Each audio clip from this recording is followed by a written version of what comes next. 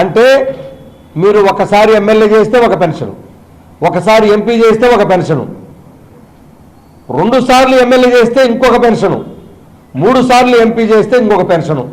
అంటే ఎన్నిసార్లు ఎన్ని టర్ములు, ఒక సంవత్సరం దగ్గర నుంచి మొదలుకొని, సంవత్సరం చేస్తే చాలు మొదలుకొని ఎన్ని దఫాలు మీరు ఎమ్మెల్యేలు అయితే అన్ని పెన్షన్లు. అంటే మీకెందుకు మరి? అప్పుడు రాష్ట్ర ప్రభుత్వం ప్రజలు అల్లాడిపోరా? ఈ భారతదేశంలో ఉన్నటువంటి ఆ పెన్షన్ విధానం రద్దు చేపిస్తారా?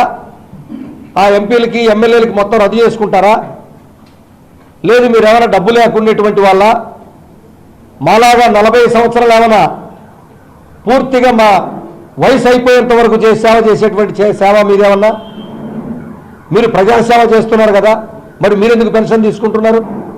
అంటే ఈ ప్రజలకు తెలియాలి, వాళ్ళకొక న్యాయం, 40 సంవత్సరాలు ఉద్యోగాలు చేసేవాడికి ఒక న్యాయం. ఆయన సంవత్సర కాలం ఎమ్మెల్సీ కానీ ఎమ్మెల్యే కానీ ఎంపీ కానీ అయితే ఆయనకి పెన్షన్ ఇవ్వాలి.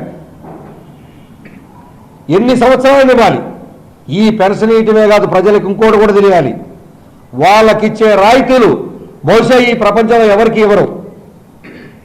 వాళ్ళు టెలిఫోన్ దగ్గర నుంచి వాళ్ళు విమానాల్లో ప్రయాణం చేసేంత వరకు అన్నిట్లో రాయితీలే. మరి మీకెందుకు రాయితీలు? అంటే మీకు రాయితీలు ఇవ్వాలి. ఇంకొక విచిత్రం, వీళ్ళ జీతాలు పెంచుకోవాలంటే, వీళ్ళ పెన్షన్లు పెంచుకోవాలంటే వాళ్ళే ఏర్పాటు చేసుకుంటారు, శాసనసభల్లో లేకపోతే పార్లమెంట్లో వాళ్ళే డిక్లేర్ చేసుకుంటారు వాళ్ళ జీతాలని. మాలాగా పిఆర్సీ కమిటీలు ఉండవు, కమిషన్లు అవసరం లేదు వాళ్ళకి, వాళ్ళు ఎంత అనుకుంటే అంత పెంచుకోవచ్చు. ఇంత అన్యాయమా? 40 సంవత్సరాలు, దాదాపుగా 62 సంవత్సరాల పాటు మా వయసు ఉడికిపోయేంత వరకు మీరిచ్చేటువంటి సేవల్ని ప్రజలకు నేరుగా చేర్చే ఉద్యోగులకు ఒక న్యాయం, ఎప్పుడో సంవత్సరమో 4 సంవత్సరాలు 3 సంవత్సరాలు మీరు పదవిలోకి వస్తే మీకు ఒక న్యాయం.